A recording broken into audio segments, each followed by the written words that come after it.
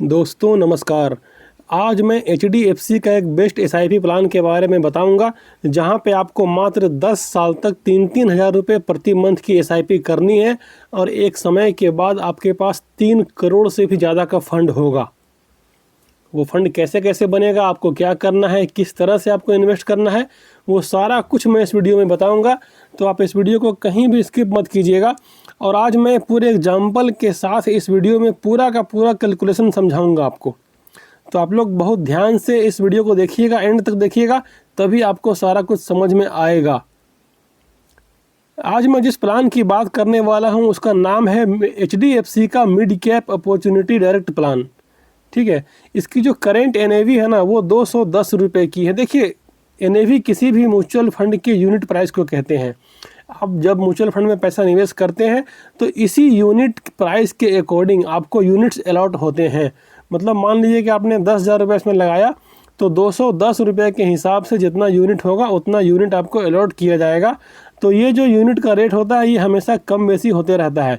अभी इसका जो रेट चल रहा है वो 210 रुपये का है, जबकि जब ये शुरू हुआ था तब मात्र 10 रुपये से शुरू होता है कोई भी म्यूचुअल फंड का यूनिट प्राइस। ठीक है, 4 स्टार रेटिंग का ये फंड है। ये फंड स्टार्ट कब हुआ था? 1 जनवरी 2013 को।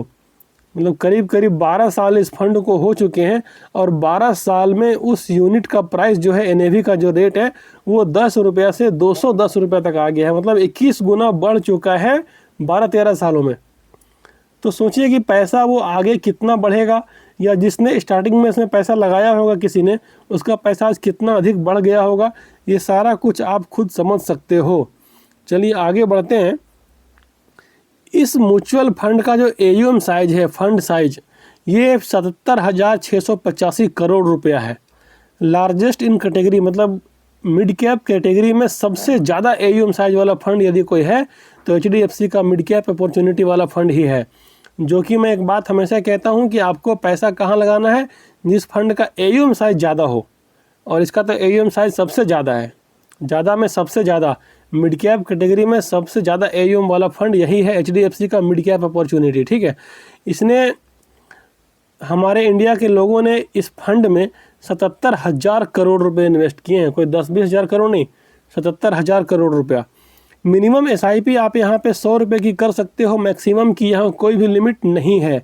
इसी तरह से आपको यदि लमसम करना है तो कम से कम 5,000 रुपये का लमसम कर सकते हो, मैक्सिमम का भी कोई लिमिट नहीं है। यदि होल्डिंग की बात करें तो इस म्यूचुअल फंड ने फ़िलहाल जो है वो 75 बेस्ट स्टॉक में अपना पैसा निवेश करती है।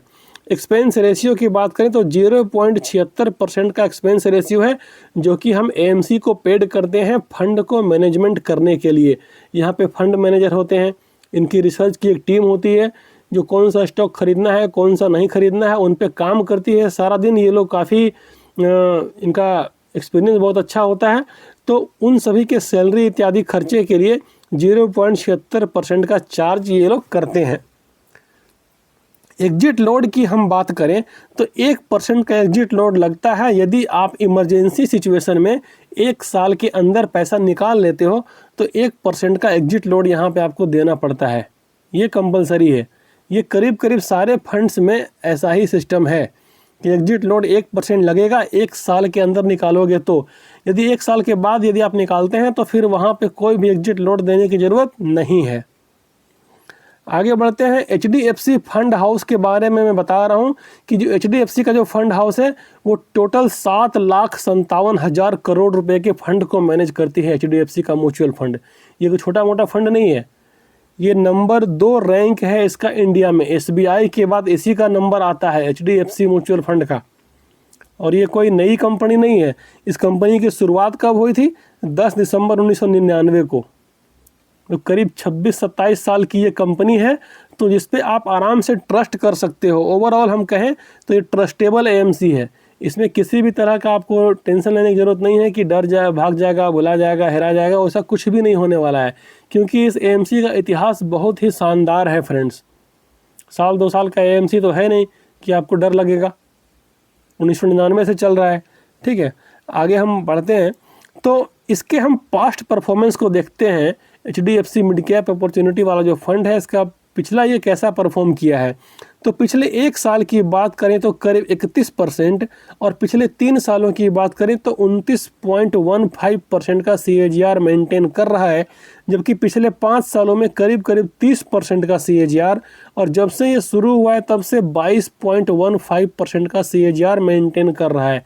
CAGR का मतलब है एनुअल रिटर्न, ठीक है। जब से शुरू हुआ है तब से 22% का एनुअल रिटर्न दे रहा है, ठीक है। सोच के देखिए कितना अच्छा फंड है, जबकि ये मिड कैप कैटेगरी का फंड है। तो इसका यदि पास्ट परफॉर्मेंस को देख करके एक्सपेक्टेड रिटर्न 20% का मान के चलें तो कैलकुलेशन देखते हैं कि क्या होता है। यदि आपने 3,000 रुपया पर मंथ अगले 10 सालों तक निवेश किया और उसी टाइप का ये 20% का रिटर्न भी कम से कम जनरेट किया, तो आपका पैसा बनता है 11,47,000 रुपये, मतलब करीब करीब 11.5 लाख का कॉर्पस बनता है। ये तो बात हो गई 10 सालों की। ये 10 साल में करीब इतना कॉर्पस बनेगा। देखिए एग्जैक्ट इतना बनेगा ये भी कहना मुश्किल है, इससे कम भी बन सकता है, अधिक भी बन सकता है, बट पिछला रिकॉर्ड ये कहता है कि कम से कम इतना तो बनेगा ही बनेगा। बट इसकी भी गारंटी नहीं है। यदि कोई भी आदमी आपको गारंटी देता है म्यूचुअल फंड में कि इतना % का गारंटी है, इतना बनेगा, तो वो गलत है। जो इस AMC के मालिक है ना, उनको भी नहीं पता है कि कितना रिटर्न आगे देगा। तो गारंटी इस किसी भी म्यूचुअल फंड में नहीं होती है, बट पिछला रिकॉर्ड यदि उसका अच्छा है, AUM साइज ज़्यादा है, small cap mid cap category है, तो वो फंड अच्छा परफॉर्म करेगा, इस बात की लगभग श्योरिटी रहती है। तो 11.5 लाख का कॉर्पस जहां बनता है 10 सालों में, इसको यदि वहीं पे 18 साल के लिए और छोड़ दे और वही रेट से यदि चलता रहे, तो 18 साल के बाद आपका कॉर्पस करीब करीब 3,05,00,000 रुपया बनता है, ठीक है। अब बहुत से लोग कहेंगे कि ये तो टाइम बहुत ज़्यादा है, टाइम होरिजोन बहुत ज़्यादा है, 18 साल और इधर 10 साल, 28 साल कौन देखा है। तो भाई यदि 10 साल के बाद यदि आपने 11.5 लाख को रिडीम कर लिया होता, तो क्या आज आपके पास इतना बड़ा कॉर्पस होता? उस पैसे को आप कहाँ लगाते कि आपके पास इतना बड़ा कॉर्पस बन जाता? कौन से बिजनेस में, कौन से प्लान में, किस जगह पे, क्यों, कौन से ज़मीन में, कौन से प्लॉट में आप लगाते कि पैसा इतना बनता? वो मुझे कमेंट कीजिएगा। अगले 18 सालों की बात है। 10 साल में तो आपका बना 11.5 लाख रुपया, और वहाँ से 18 साल छोड़ने पर 3 करोड़ बनता है। तो इतना पैसा कहाँ बनता बिना कुछ किए हुए, ये मुझे बताइएगा। मे भी कि सारा पैसा खर्च हो जाता। यदि आप उस पैसे को रिडीम कर लेते तो हो सकता है कि आज सारा पैसा ख़त्म हो जाए, खर्च हो ही जाता। करीब करीब इतना पैसा तो किसी के पास रहता नहीं है, क्योंकि जब पैसा आता है ना तो लोगों की इच्छाएं बढ़ जाती है। कार ले लेते हैं, छोटा मोटा कोई प्लॉट ले लेते हैं, कुछ भी सामान ले लेते हैं, कोई सोना का चेन ले लेते हैं। तो इस तरह से पैसा वो रुकता नहीं है, खर्च हो ही जाता है। बट यदि वहीं पे छोड़े होते तो 18 साल के बाद 3 करोड़ का कॉर्पस बनता।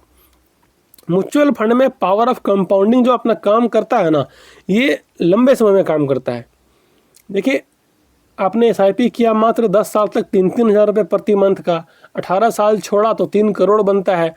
आप कौन से बिजनेस में 3-3 हज़ार रुपये लगा करके, कौन से फंड में, कौन से प्लान में इतना बड़ा कॉर्पस बनता है, ये रिसर्च कीजिएगा और मुझे भी कमेंट में बताइएगा कि यदि और कोई प्लान है जहाँ पे पैसा इतना बढ़ सकता है तो मुझे बताइएगा। मैं भी रिसर्च करूँगा और आगे लोगों को बताऊँगा। अब कुछ कमेंट्स का बात कर लेते हैं।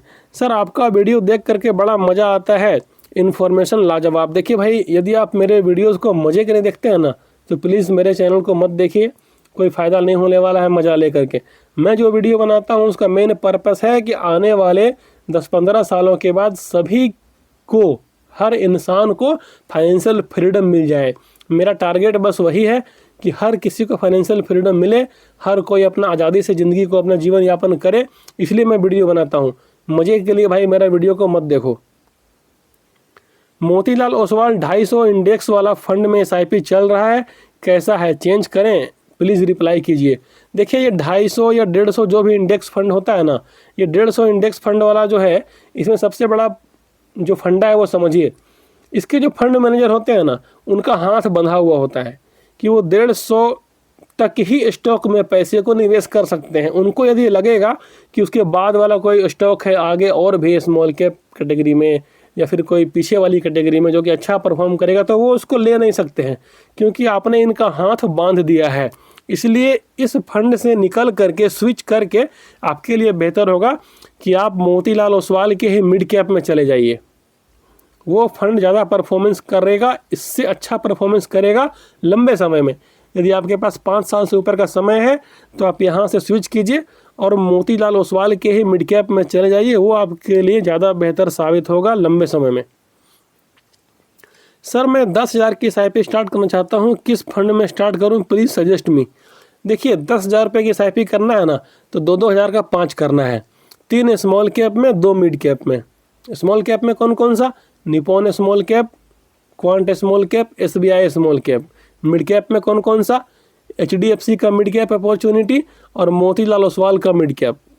बस ये 5 फंड में 2-2 हज़ार रुपया को डिवाइड करके आप लंबे समय के लिए चला दीजिए। यकीन मानिए कि 15 से 18 सालों में आपका 1 करोड़ का कॉर्पस बन जाएगा। Sir Motilal Oswal defence fund कैसा है, बिल्कुल बेकार फंड है। प्रीवियस यदि इसका रिकॉर्ड चेक करेंगे आप पिछले 6 महीना, पिछले 1 साल का, तो आपको समझ में आ जाएगा कि ये फंड कैसा है। आपको उससे अच्छा मोतीलाल के ही AMC में मिड कैप में चले जाना चाहिए। वहाँ पे लंबे समय में अच्छा आपको परफॉर्मेंस मिलेगा, आपका पैसा बहुत जल्दी बढ़ेगा। डिफेंस फंड में यदि आप हैं तो निकल जाइए, और यदि आप सोच रहे हैं इसमें SIP या लमसम करने का तो प्लीज़ मत कीजिएगा। ये बहुत ही बेकार फंड है, इसमें पैसा बढ़ने वाला नहीं है। म्यूचुअल फंड SIP के बारे में और कुछ जानना है तो आप मुझे इस नंबर पर व्हाट्सअप कर सकते हो। यदि आपको भी ये वीडियो पसंद आई, वीडियो अच्छी लगी तो प्लीज़ वीडियो को लाइक करें, शेयर करें, चैनल को सब्सक्राइब करें। मिलते हैं आपसे अगले वीडियो में, तब तक के लिए बाय और जय हिंद दोस्तों।